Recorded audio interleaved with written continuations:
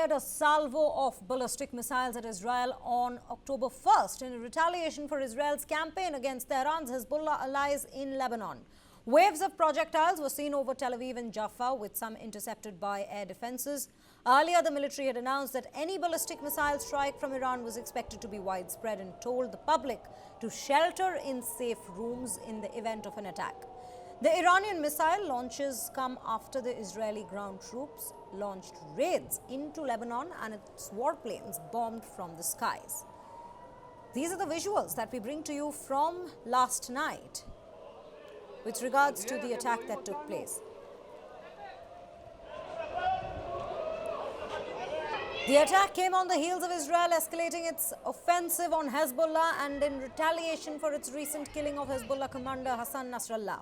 Most of the nearly 200 missiles were intercepted by Israeli and the U.S. defenses, and there was no known fatalities in Israel from the attack.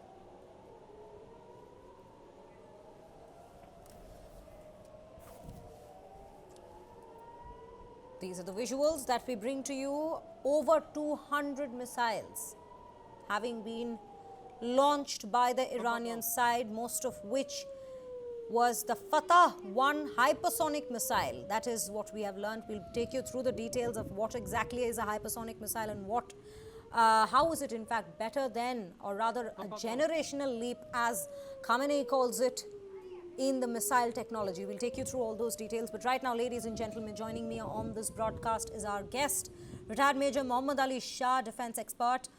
Mr. Shah, very good morning to you. Very firstly, we are sitting here at the eve of what seems like an impending escalation of a greater extent in West Asia.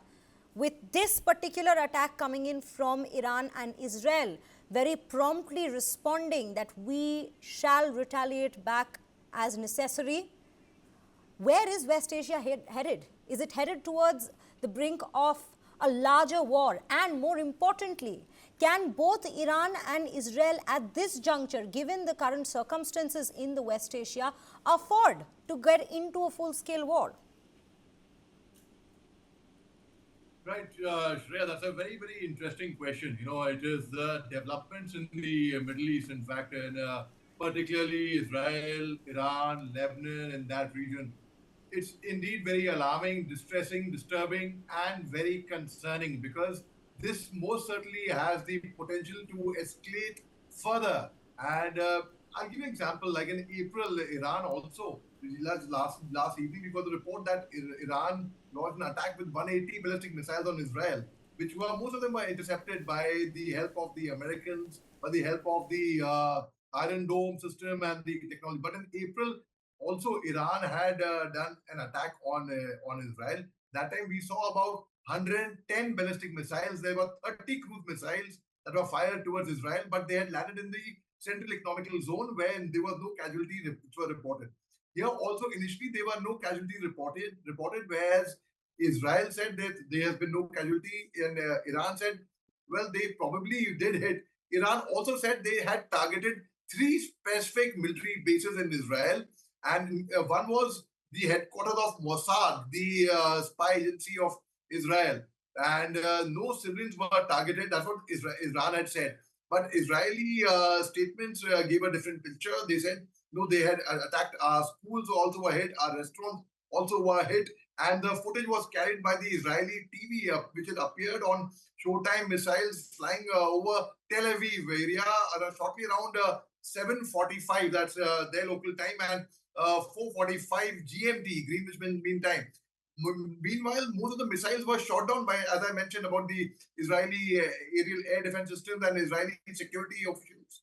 While there was also in Jerusalem, also there were attacks, and the military bases were targeted. Apart from that, the Iran's Islamic Revolutionary Guard Corps, IRGC, they maintained that 90% of the projectiles had hit their targets. That came from Iran, the statement, saying that hypersonic missiles had been used for the first time, in fact. And when we see an attack of this magnitude, most certainly we see Japan has given a statement. Their newly elected, their new prime minister has given a statement that he has condemned the attacks on Israel, and he said he will join forces with America to ensure that this doesn't escalate. From France, Emmanuel Macron has given a statement. Uh, our nation just condemned this attack. Now the very fact is, see, we never clap from one hand. We always clap with both the hands, and it is very unfortunate that, as Newton's law of motion says, every action has an equal and opposite reaction.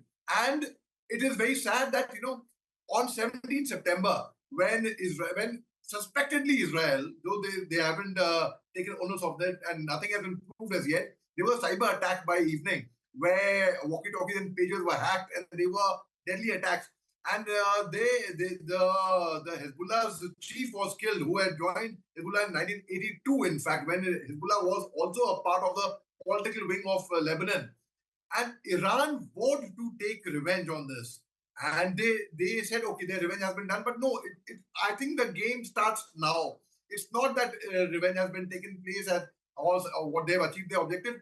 The game starts now because it is going to be very, very deadly. And I say one thing that, Israel, I think that's the response like we've Israel, also seen from the Iranian leaders as well, saying that, this is just the beginning and worse is yet to come. Absolutely. The worst is actually yet to come. And see, what will happen is the Iranian head, their supremo, Ayatollah Khomeini, he was wanting to Iran to launch an attack for a very, very long time. Their newly elected president, Pezeshkian, he seemed to be a very rational person. He kept preventing. He said, no, if Iran attacks, Iran will also have to bear the brunt of it. So let us not go in for this attack. Now, once again, Pezeshkian himself has given a statement on X, formerly Twitter, that our next attack is going to be even more deadly than this. And Israel has said they reserve the right to retaliate as they want, when they want, the place of their choice, the timing of their choice. It is going to be, and Americans have said that they will support their ally Israel in this. They have increased their supply of weapons, their budget that they were to give Israel, yes. So it's going to be very, very deadly now. Right? Absolutely. Major Shah, thank you so much for bringing us those insights into what is to come in the upcoming days. Definitely there is tension looming large in West Asia. Remember, October 7th, only 6 days from now, in fact, we will see 1 year to the Hamas attack in Israel. That's where all of this began from, the escalations began from, with then Hezbollah getting involved and now Iran also being involved in this very given escalations and what seems to be, at this given moment, brink of a larger war that is impending.